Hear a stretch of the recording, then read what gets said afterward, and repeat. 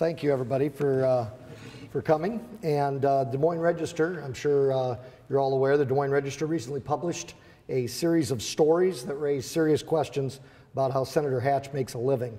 The Register described two things I want to mention specifically. Number one, voting to ease qualifications needed to obtain tax credits, tax credit program that he is a part of. And he also voted to raise the annual limit on credit awards in 2013. Again, another conflict of interest. Now, those things are not under debate. That's something that is without question.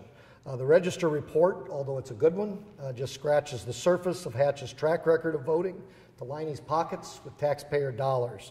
I'm joined today by Senator Jake Chapman. I'm Jeff Kaufmann. I'm the chair of the Republican Party of Iowa. And Senator Chapman and I want to unveil some new troubling information about how Hatch has personally benefited from his actions, or should I say the lack of action as a senator, and these would be new revelations that were not covered in the Register article. And I'll turn it over to Senator Chapman, who has some personal experience with this. Thank you. Good afternoon. In 2013, my colleague Brad Zahn introduced a bill, Senate File 95, which would have reduced the allowable developer fee for federal low-income housing tax credits administered by the Iowa Finance Authority from the current 15% to 10%. This would have reduced tax credits to developers by 1/3. I say would have because this bill never saw the light of day, thanks to Jack Hatch.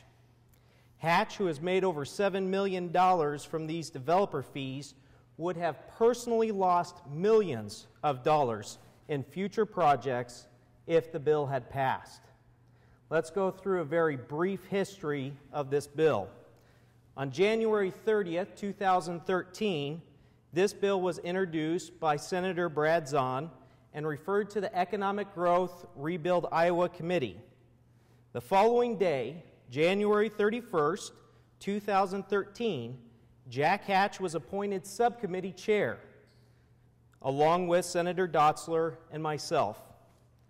The very day this bill was assigned to a subcommittee is the very day this bill died. Hatch, a man who has made millions of dollars from developers' fees, killed the bill. He stuck it in his desk drawer, never held a committee meeting, or let it come to a vote, because it would have personally cost him millions if the bill had passed. This is politics at its worst, and I believe Iowans deserve to know the truth.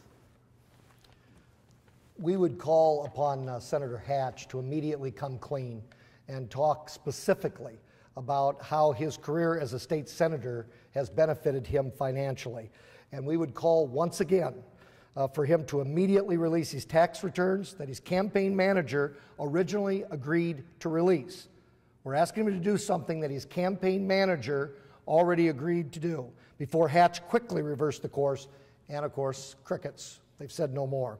In April, Hatch's campaign manager, Grant Woodard, said, and I want to quote this, I don't want to paraphrase or spin this, quote, "The public deserves to know about how Jack's made his money and what his business interests are over the years. We're committed to running a very open and transparent campaign." Kind of odd for the Republican chair of the party to say this, but I couldn't agree more with Jack Hatch's campaign manager. He needs to be transparent. That's not just words, that's action. We would call upon Jack Hatch to answer 4 questions. We would call upon Jack Hatch to answer 4 questions immediately. We hope you believe that these are very reasonable questions. Number 1, why did Hatch bury Senate File 95? This bill would have cut developer fees by 1/3 and could have cost Hatch millions of dollars.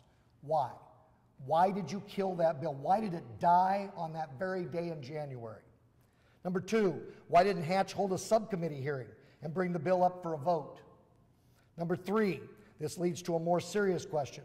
What is Jack Hatch hiding in his tax returns?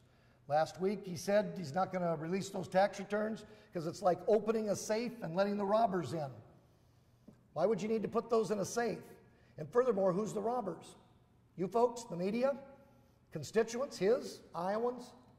We'd like to have clarification on that, especially in lieu, we would renew that call once again in lieu of what happened to Senate File 95. Finally, number 4, why did Senate Democrats appoint Hatch the subcommittee chair of a bill to which he had direct financial ties? And in addition to that, why isn't that being talked about today? Why hasn't that been brought up? Why isn't Jack Hatch's financial gain from being state senator, why isn't that a part of hearings? Or could those hearings just plain be partisan?